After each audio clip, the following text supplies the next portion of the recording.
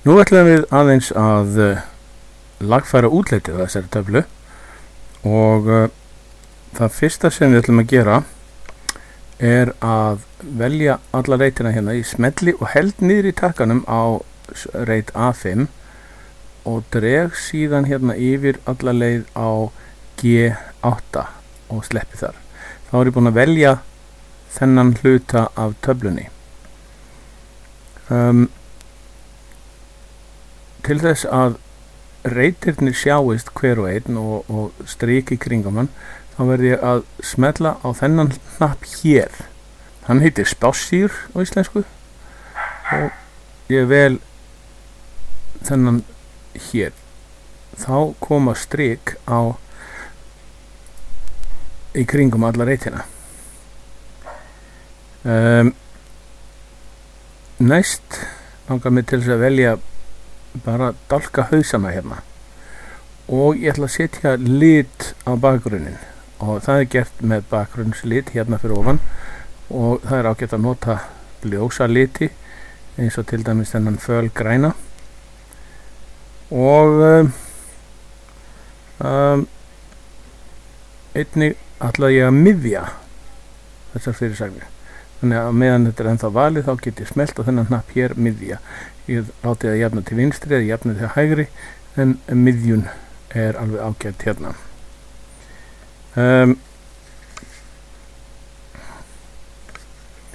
Það næsta sem að ég vil gera núna er að tölurnar hérna eru allar peningar og ég get skilgreint þær sem slíkar. Ef ég vel tölurnar og smelli á þennan hnapp hérna sem heitir tölusnið gjaldmiðill. Ef ég smelli á hann þá breytast allar tölurnar í gjaldmiðla, það er að segja í krónur. Stundum þegar maður gerir eitthvað svona að þá er dálkurinn of mjór og ef að það kemst ekki fyrir sem á að vera í reit þá fyllist hann af þessum millumerkjum.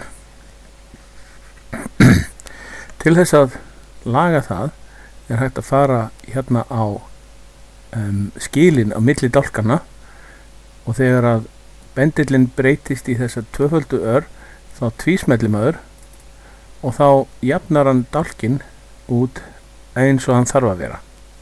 Það setur besta breytt.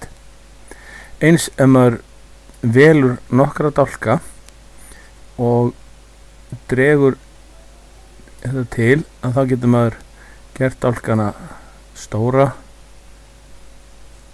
eða litla, en þeir verða allir jafn stórir og jafn litlir. Þetta er náttúrulega ekki nógu gott, þannig að ég fer bara hérna á að afturkalla og afturkalla þetta þangað til þetta er orðið rétt.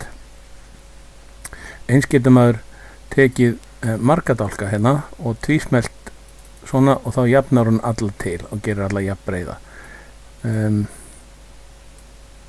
Það væri til dæmis sniðugt að velja alla þessa dálka hérna og tvísmella svona og þá verða þeir allir jafn breiðir og allir nákvæmlega þar breiðir sem þeir þurfa að vera.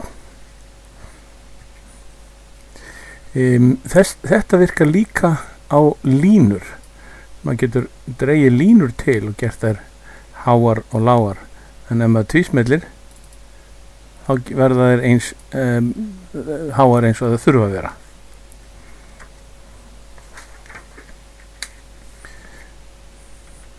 Ef ég smelli núna á þennan reit hérna F6 og íti á delete lykilinn á tölvunni að þá tæmist reiturinn.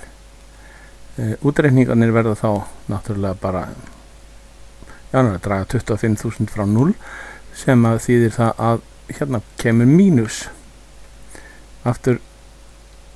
afturkalla.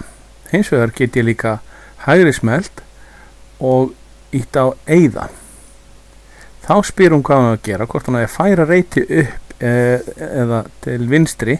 Og ef ég segi færa reit til vinstri og síðan í lagi, þá tekur hún reitin sem var í G6 og færa hann yfir í F6 og þá koma inn hérna orðið gildi, milla og gildi, sem þýðir að það er einhverjir villur í gangi og þetta virkar ekki, það gengur ekki upp. Allt er komið í höng og þá er Ctrl-Z aftur besti vinurinn. Nafn fyrirtækisins er hérna, skúffufyrirtæki, og ég ætla að smella þar og draga hérna yfir á G3, það er lína 3, ég dreg hérna alveg yfir á G. Síðan er hérna skemmtilegur reitur, eða skemmtilegur hnappur sem heitir sameina og miðja reiti. Ef ég smelli á hann, þá sameinast þessi reitir allir saman í einn og það sem er í fremsta reitnum miðjast yfir þetta. Síðan get ég valið mér stafagerð og ég er nú ekki með mikið af mismunandi stafagerðum í þessari tölvu. Ég ætla til dæmis að velja hérna stafagerð sem heitir Ubuntu Medium og ég get stækkað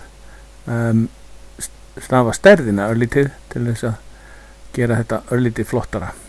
Þá erum við komin hérna með svona yfirskrift fyrir þetta fyrirtæki. Það síðasta sem ég ætla að gera er að velja dálkahausana og smella hérna á feitletra og gera líklega það sama við hausana hérna á línunni, feitletra þetta. Þannig að nú er taflan orðin ansi flott.